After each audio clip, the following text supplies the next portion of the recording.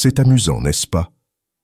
Nous passons tellement de temps à courir après le bonheur, à le chercher chez les autres, dans les choses ou dans les accomplissements.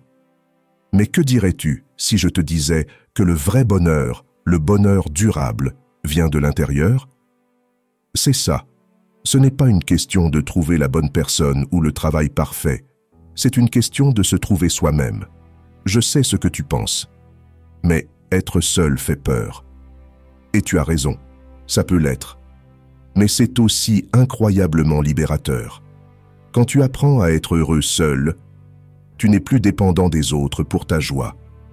Tu deviens le maître de ton propre bonheur. Réfléchis-y un instant. Combien de fois as-tu mis ton bonheur entre les mains de quelqu'un d'autre? Peut-être que c'était un partenaire romantique, un ami ou même un membre de la famille. Tu pensais que si seulement il faisait ceci ou cela, alors tu serais heureux. Mais ce n'est pas ainsi que fonctionne le bonheur. Ce n'est pas quelque chose que les autres peuvent te donner, c'est quelque chose que tu crées pour toi-même. Parlons un moment de la peur. La peur d'être seul est l'une des plus courantes. Mais voici la vérité. Tu n'es jamais vraiment seul. Tu as toujours toi-même. Et quand tu apprends à apprécier ta propre compagnie, tu ne te sentiras jamais seul à nouveau. Pense à la dernière fois que tu étais seul. Est-ce que tu étais vraiment seul ou simplement sans la présence d'autres personnes? Il y a une grande différence. Être seul ne signifie pas être solitaire. En fait, certains des moments les plus profonds de connexion peuvent se produire quand nous sommes seuls. As-tu déjà regardé un magnifique coucher de soleil seul ou fait une promenade dans la nature en solitaire? Il y a quelque chose de magique dans ces expériences solitaires. Tu ne fais pas que contempler le monde autour de toi, tu te connectes avec lui à un niveau plus profond. Tu te connectes à toi-même. Parlons maintenant de l'amour de soi. C'est un terme qu'on entend souvent, mais qu'est-ce que cela signifie vraiment? L'amour de soi ne consiste pas à être narcissique ou égoïste. Il s'agit de se traiter avec la même gentillesse et la même compassion que tu offrirais à un bon ami. Pense-y. Si un ami venait à toi en se sentant mal, que ferais-tu? Tu l'écouterais probablement, lui offrirais des mots d'encouragement, peut-être même un câlin. Mais à quelle fréquence fais-tu ces choses pour toi-même? À quelle fréquence te parles-tu avec gentillesse? À quelle fréquence reconnais-tu tes propres efforts et réalisations? Apprendre à être heureux seul signifie devenir ton propre meilleur ami. Cela signifie t'encourager, te réconforter quand tu es triste et célébrer tes victoires, même les plus petites. Et voici la belle chose. Quand tu apprends à t'aimer, tu deviens plus capable d'aimer les autres. Tes relations deviennent plus riches, plus authentiques. Tu ne cherches plus à combler un vide en toi à travers les autres, mais tu viens d'un lieu de plénitude, prêt à partager ton amour avec le monde. Parlons du concept de plénitude. La société nous dit souvent que nous avons besoin d'une autre personne pour nous compléter, que nous sommes d'une certaine manière incomplets seuls. Mais c'est un mythe. Tu es déjà entier, tu es déjà complet. Une autre personne peut te compléter, peut t'ajouter à ta vie, mais elle ne peut pas te compléter entièrement. Seul toi peux faire cela. Quand tu réalises que tu es déjà complet, tout change. Tu n'abordes plus les relations par besoin ou par désespoir, mais par choix. Tu choisis d'être avec quelqu'un parce que tu le veux, pas parce que tu en as besoin. Et c'est, mes amis, la base des relations vraiment saines et épanouissantes. Parlons du pouvoir de l'autonomie. Quand tu apprends à être heureux seul, tu développes un profond sentiment d'autonomie. Tu sais que, quoi qu'il arrive, tu peux y faire face. Tu n'as pas besoin de quelqu'un d'autre pour résoudre tes problèmes ou te faire sentir mieux. Tu as toutes les ressources nécessaires en toi. Cette autonomie est incroyablement valorisante. Elle te donne la confiance nécessaire pour prendre des risques, poursuivre tes rêves et vivre la vie selon tes propres termes. Quand tu n'es plus dépendant des autres pour ton bonheur, tu es libre de faire des choix basés sur ce qui est vraiment bon pour toi, et non sur ce qui plaira aux autres ou les empêchera de partir. Parlons de l'importance des limites. Quand tu apprends à être heureux seul, tu développes naturellement des limites plus solides. tu es clair sur ce que tu acceptes ou non dans ta vie. Tu n'as pas peur de dire non à des choses qui ne te conviennent pas, même si cela signifie décevoir les autres. Ces limites sont essentielles à ton bien-être. Elles protègent ton énergie, ton temps et ta paix d'esprit.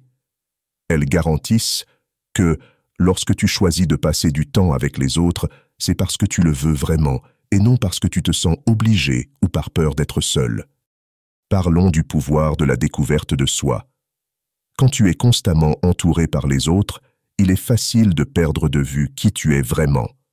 Tes préférences, tes désirs, tes rêves peuvent tous être enterrés sous les attentes et les opinions des autres. Mais quand tu passes du temps seul, tu as l'occasion de te redécouvrir. Tu pourrais être surpris de ce que tu trouveras. Peut-être que tu découvriras une passion pour la peinture que tu ne soupçonnais pas. Peut-être que tu réaliseras que tu préfères les soirées tranquilles à la maison plutôt que les fêtes animées. Peut-être que tu découvriras en toi une force ou une résilience dont tu ignorais l'existence. Parlons du pouvoir de la créativité. Lorsque tu apprends à être heureux seul, tu crées un espace propice à la créativité. Sans les intrusions constantes et les opinions des autres, tu es libre d'explorer tes propres idées, d'expérimenter, de prendre des risques créatifs. Pense à certains des grands artistes, écrivains et innovateurs de l'histoire. Beaucoup d'entre eux ont produit leurs meilleures œuvres pendant des périodes de solitude. C'est parce que la créativité nécessite souvent un certain espace mental, un espace pour rêver, pour faire des connexions inattendues, pour voir les choses sous de nouvelles perspectives. Parlons du pouvoir de l'autosuffisance. Lorsque tu apprends à être heureux seul, tu deviens plus autonome dans tous les domaines de ta vie. Tu apprends à répondre à tes propres besoins émotionnels, intellectuels et même pratiques. Cette autosuffisance ne signifie pas que tu n'as jamais besoin d'aide ou de soutien, mais plutôt que tu as la confiance nécessaire pour savoir que, même si l'aide n'est pas disponible, tu peux t'en sortir seul. Tu deviens débrouillard, adaptable et résilient. Explorons le pouvoir de la croissance personnelle. Lorsque l'on se sent à l'aise seul, on dispose de plus de temps et d'énergie à consacrer à son propre développement. Cela permet de poursuivre ses passions, d'acquérir de nouvelles compétences et d'enrichir ses connaissances, sans être contraint par les préférences ou les emplois du temps des autres.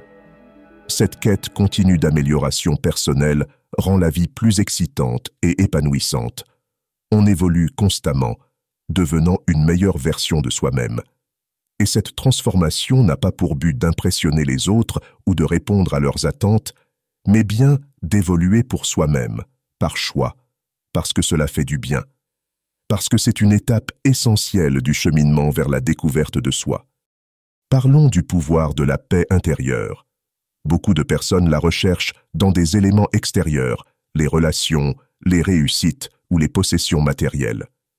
Pourtant, la véritable paix réside en soi. Elle naît de l'acceptation profonde de qui l'on est, de la capacité à être à l'aise avec soi-même et de la certitude que, quoi qu'il se passe à l'extérieur, un noyau de calme inébranlable subsiste en nous. En apprenant à trouver le bonheur dans la solitude, on accède à cette paix intérieure. On cesse alors d'être ballotté par les hauts et les bas de la vie. On possède une ancre, un centre stable qui nous maintient solidement enracinés, quelle que soit la tempête à affronter.